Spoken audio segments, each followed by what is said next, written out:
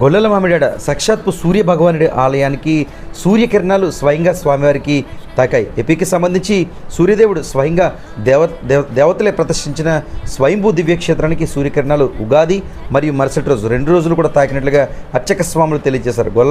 గొల్లల మామిడాడికి సంబంధించి శ్రీ ఉషా పద్మిని ఛాయ స్నాన్య సమేత శ్రీ సూర్యనారాయణ స్వామి వారి వైష్ణవ దేవాలయంలో స్వామి అమ్మవార్లను సూర్యకిరణాలు తాకినట్లుగా ప్రధాన అర్చకులు రేజేటి వెంకట నరసింహాచార్యులు తెలియచేశారు. ఉగాది రోజు పాదాలను తాకిన సూర్యకిరణాలు, అలాగే 2వ రోజు ఈరోజు కూడా స్వామివారి కిరణాలు స్వామివారి రూపాన్ని తాకినట్లుగా తెలియచేశారు. నిజానికి స్వామివారు ఆయన కిరణాలు ఆయన ఆలయానికే పంపించడం ఒక శుభసూచిక కార్యక్రమం అంటూ ఆయన పేర్కొన్నారు. ఇలా సూర్యకిరణాలు తాకినప్పుడు దర్శించడం, ప్రత్యక్షంగా పరోక్షంగా దర్శించడం ద్వారా స్వామి ఆశీస్సులు ఉండి ఆరోగ్యంగా మనమంతా ఉంటామంటూ పేర్కొంటున్నారు. కోణార్క్ లాంటి దివ్యక్షేత్రం నిజానికి ఇతర రాష్ట్రంలో కోణార్క్లో దివ్యక్షేత్రం ఏ విధంగా ఉందో అంత శక్తి కలిగిన సూర్యదేవుని దివ్యక్షేత్రంగా గొల్లల మామిడాడలో శ్రీ ఉషా పద్మిని ఛాయ సాంధ్య సమేత శ్రీ సూర్యనారాయణ స్వామివారి దేవస్థానం ఉంటుందని చెప్పుకోవచ్చు. ప్రస్తుతం ఉగాది ఆ మరుసటి రోజు 2 రోజులు కూడా స్వామివారి ఆలయాన్ని, స్వామివారి మూల విరాట్ను కూడా సూర్యకిరణాలు తాకినట్లుగా అర్చకులు తెలియచేశారు.